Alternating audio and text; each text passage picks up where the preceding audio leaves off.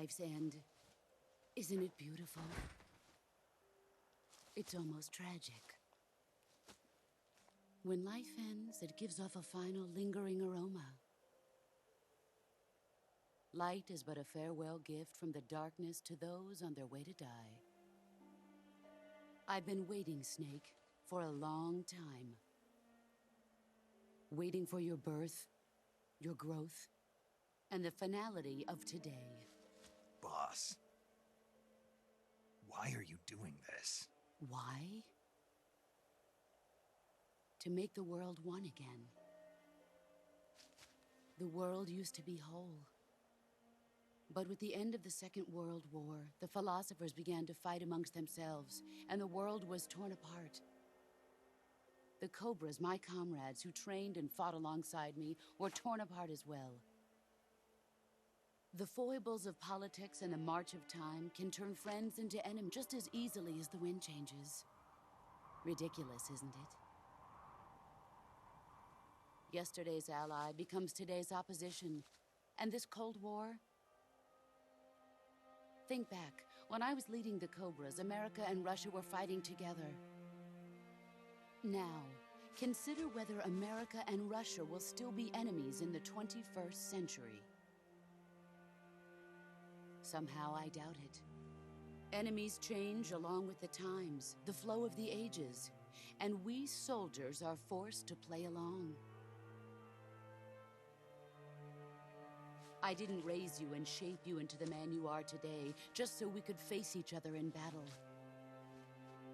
A soldier's skills aren't meant to be used to hurt friends. So then what is an enemy? Is there such a thing as an absolute timeless enemy? There is no such thing, and never has been. And the reason is that our enemies are human beings like us. They can only be our enemies in relative terms. The world must be made whole again. The philosophers must be reunited. I will devote my skills to that purpose. And with the Colonel's money, I will achieve that end. Just as I once created the Cobras. They are my family. I may no longer be able to bear children, but I still have a family.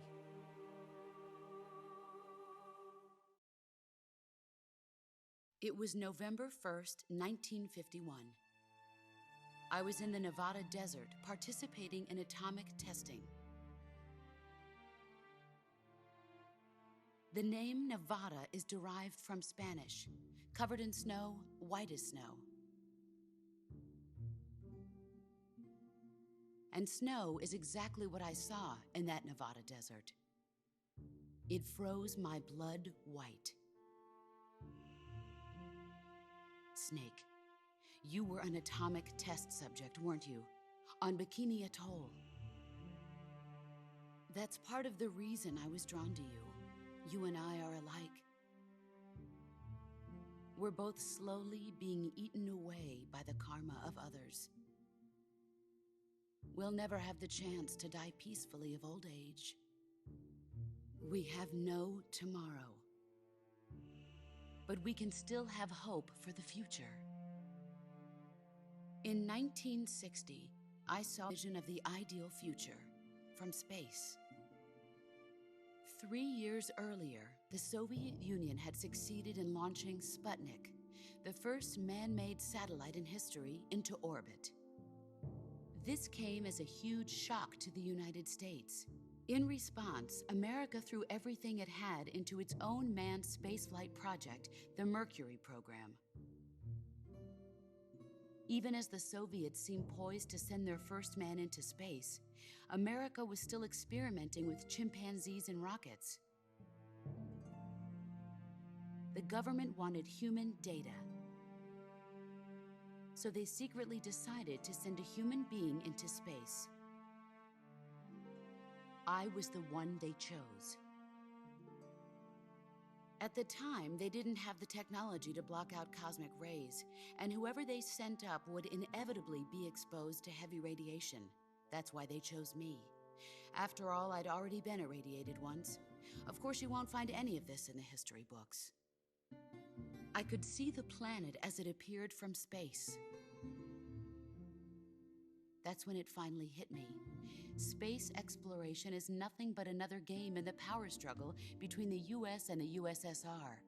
Politics, economics, the arms race, they're all just arenas for meaningless competition. I'm sure you can see that, but the Earth itself has no boundaries. No East, no West, no Cold War.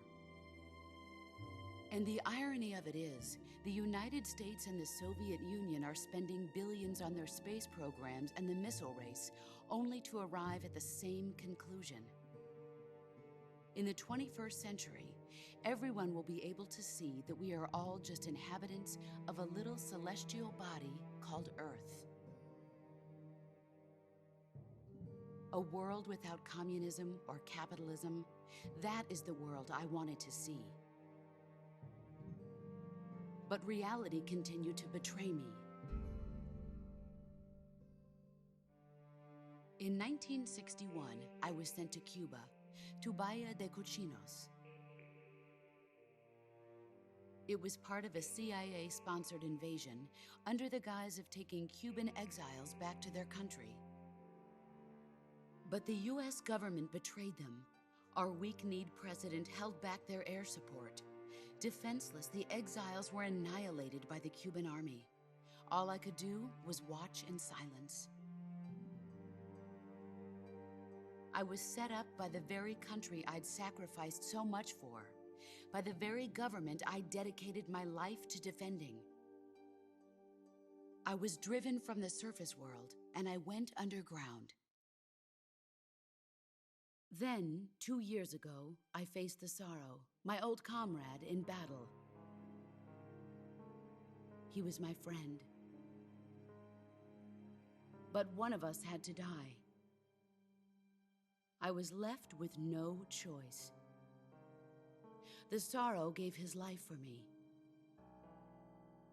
There is no enmity between us. One must live, and one must die. That was the mission. The ones who gave me that mission were the philosophers. Early in the 20th century, the true holders of power in the United States, the Republic of China, and the newly formed Soviet Union gathered together in a secret meeting that would later be known as the Wiseman's Committee. The secret pact they formed there marked the beginning of the philosophers. But the last of the original members died in the 1930s. After that, the organization began to run out of control, and the Wiseman's Committee degenerated into a mere shell of its former self.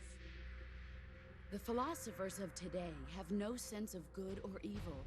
Their influence extends to countries and organizations.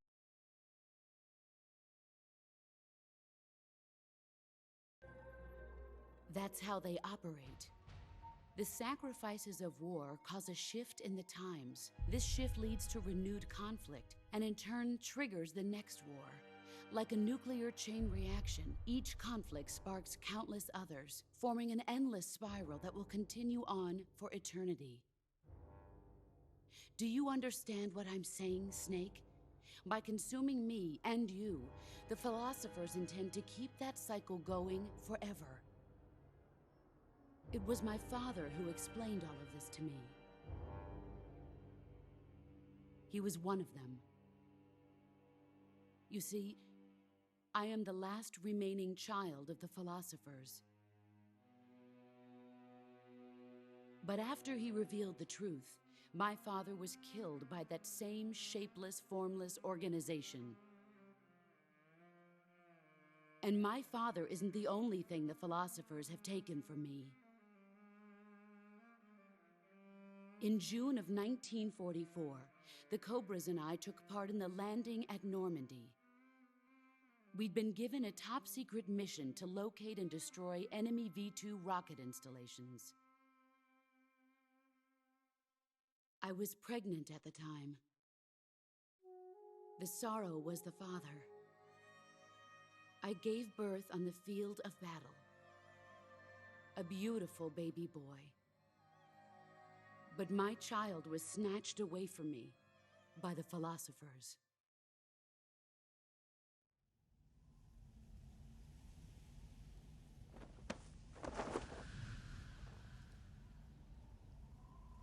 Look at this scar.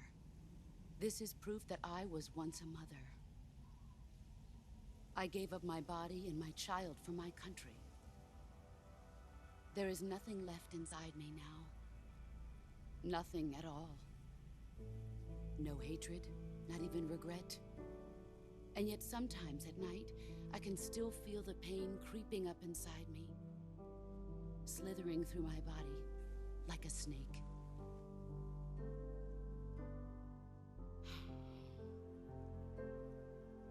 I've never talked this much about myself before. Thanks. Thanks for listening to me. I feel content. Snake, commence the operation. I raised you. I loved you. I've given you weapons, taught you techniques, endowed you with knowledge. There is nothing more for me to give you.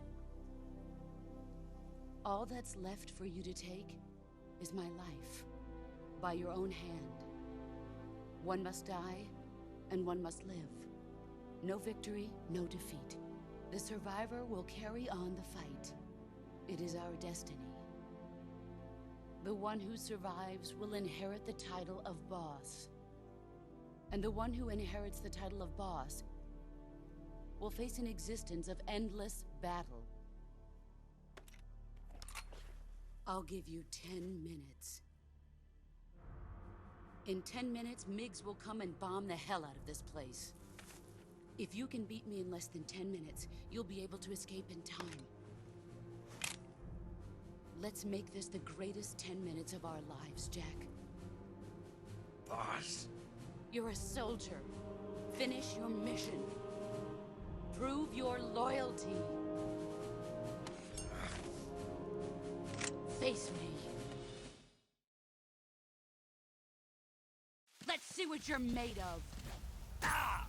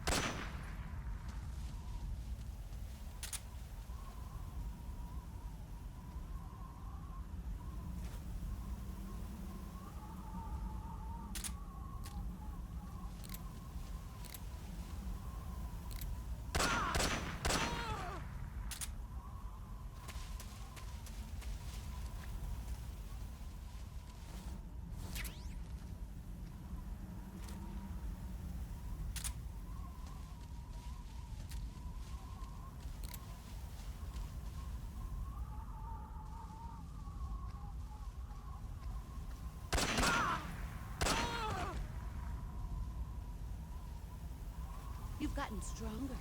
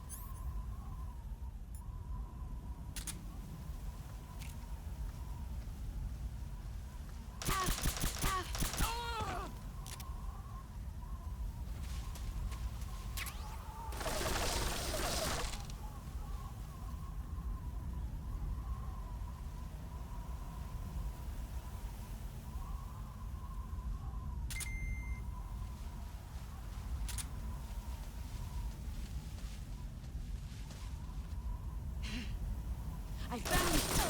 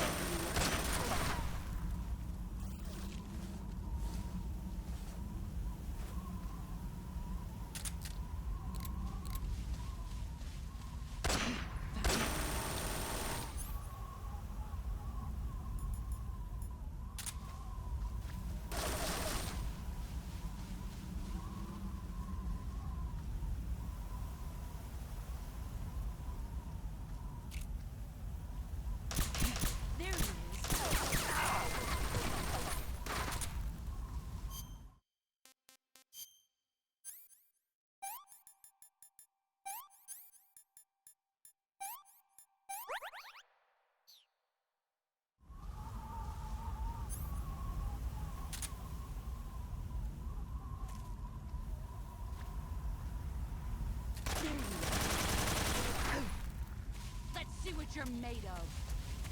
5 more minutes.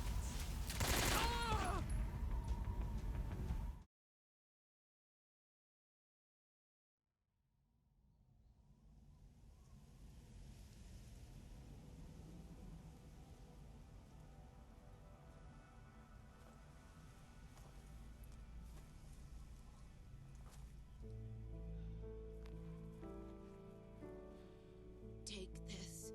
Keep it safe.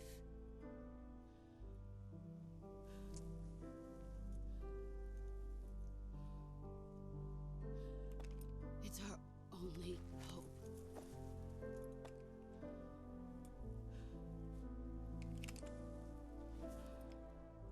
A patriot? Why are you giving me this? Jack. Or should I say, Snake? You're a wonderful man. Kill me. Kill me now. Do it.